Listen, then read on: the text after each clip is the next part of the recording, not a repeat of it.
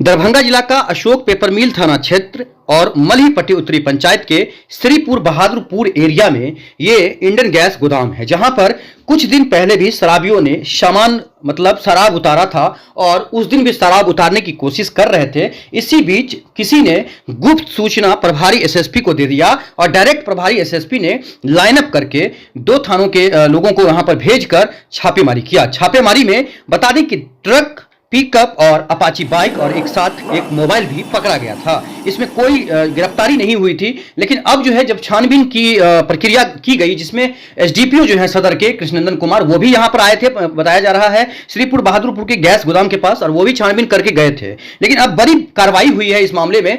बड़ी कार्रवाई ये हुआ है कि अशोक पेपर मिल थाना क्षेत्र के थाना अध्यक्ष जो डीएन राम है, उन्हें थाना अध्यक्ष बनाया गया था। 1 साल के करीब जो है वो यहां पर थाना अध्यक्ष रहे। इसके बाद जो है यहां पर उनका निलंबित उन्हें कर दिया गया है। यह बड़ी कार्रवाई है, प्रभारी एसएसपी अशोक प्रसाद ने किया है।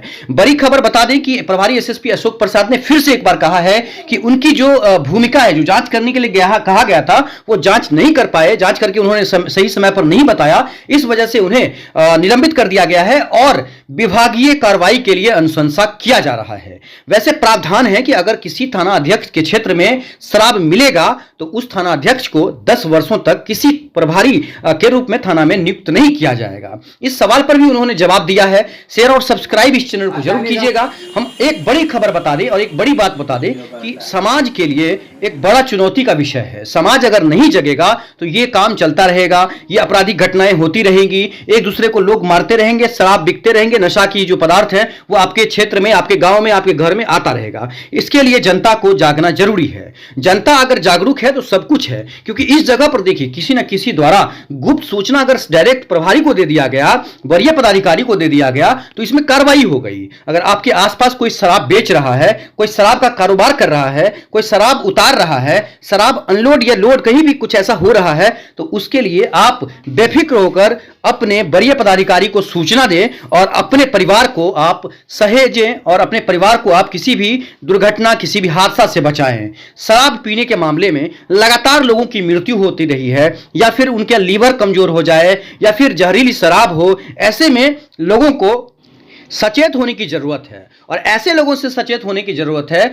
जो शराब माफिया के साथ मिले हैं, चाहे वो समाज के कोई वर्ग के लोग हों या फिर पदाधिकारी हों, पत्रकार हों, पुलिसकर्मी हो, कोई भी हो। अगर इस तरह का काम कर रहे हैं तो उनके चैनल का विरोध करें, उनका विरोध करें, या फिर उनके पद का विरोध करें। अगर आप पद का विरोध करना सीख गए, अगर वो गंदा काम कर रहे हैं, अगर वो समाज को दूषित कर रहे हैं, तो उनका विरोध करना आप सीख गए अगर, तो आपका समाज, आपका गांव, आपका क्षेत्र, आपका जिला, आपका देश जो है ये बहुत अच्छा हो जाएगा और स्वच्छ और सुंदर होगा। इसके लिए आपको जगना होगा। जब तक नहीं आप जगेंगे, आइए इंटरव्यू सुनाते हैं प्रभारी एसएसपी अशोक प्रसाद का। इसके बाद जैसे ही निलंबित की खबर आई, चिंटू सिंह समाज सेवी है बहेरी के, उन्होंने एक वीडियो जारी करके थाना अध्यक्ष डीएन राम पर बड़ा गंभीर आरोप लगाया है और इसकी पुष्टि हम नहीं करते हैं। यह आरोप जो है चिंटू सिंह ने लगाया है, इसकी पुष्टि हम नहीं करते हैं। आइए चिंटू सिंह ने क्या कहा है वो भी हम आपको सुनाते हैं। पहले प्रभारी एसएसपी अशोक प्रसाद का इंटरव्यू सुनाते हैं। इन्होंने जो बेहतरीन काम किया है,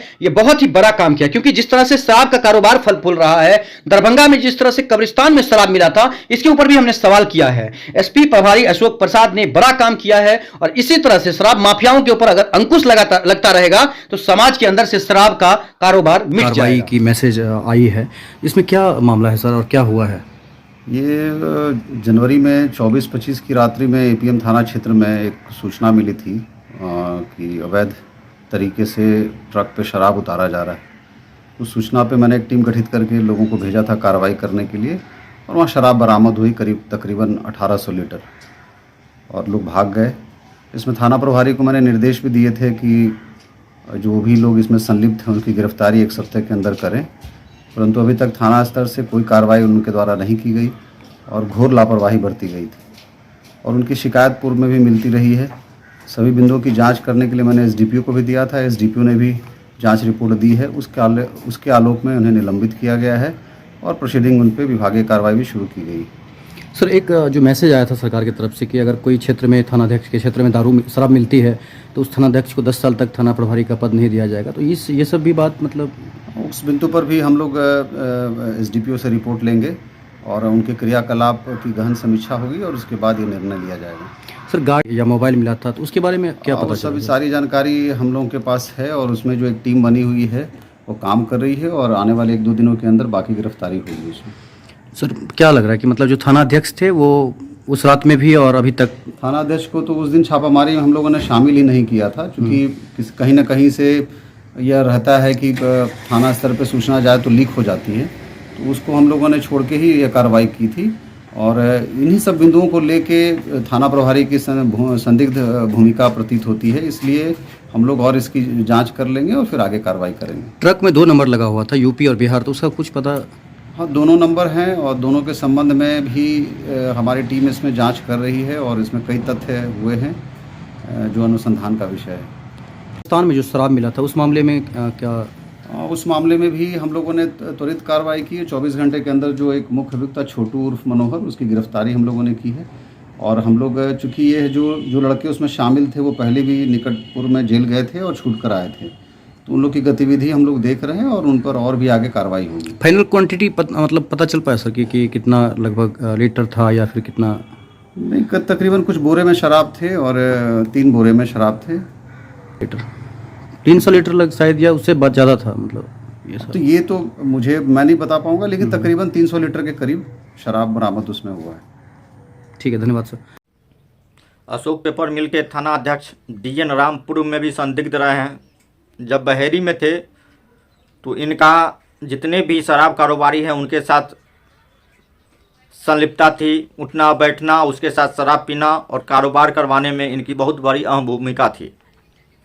इसी दरमियान एक निर्दोष को फंसाने में जब DIG श्री सतनील सिंह जी को मैंने संज्ञान में दिया था तो वरीय पुलिस अधीक्षक श्री बाबूराम जी ने जांच किया था और जांच के क्रम में इन्हें निलंबित कर दिया गया था एक निर्दोष को फंसाने में। और निलंबित के बाद इनको थाने में पोस्टिंग नहीं हो रही थी, निलंबित थे, लेकिन एक माननीय के कुछ राजनीतिक दल के नेताओं को मिलाकर इनका पोस्टिंग पिछले साल 2021 में पुनः अशोक पेपर मिल थाना में पोस्टिंग कराया गया। लेकिन यहाँ भी इनका माफियाओं के साथ, भू माफिया और शराब माफियाओं के साथ बहुत अच्छा संबंध था और इनके माध्यम से शराब का कारोबार करवाते थे। और यही नहीं, झारखंड से लेकर और मोतिहारी जिले तक पता किया जाए और दरभंगा में भी पता किया जाए तो इनके द्वारा जो है माफियाओं से साठ-गांठ कर अवैध राशि कमाकर संपत्ति भी अर्जित किया गया है, जो जांच का विषय है। इस बात की सूचना मैंने, जब मुझे जानकारी मिली, कुछ क्षेत्र के लोगों ने कहा कि DN राम यहाँ पर जो है तंग तबाह कर रहा है, शराब बेचवाते हैं, तो इसकी सूचना भी मैंने मद निषेध के IG साहब को भी मैंने दिया, DGP साहब को भी दिया और दरभंगा के अभी वर्तमान IG हैं उनको भी मैंने सूचना व्हाट्सएप पर देने का काम किया।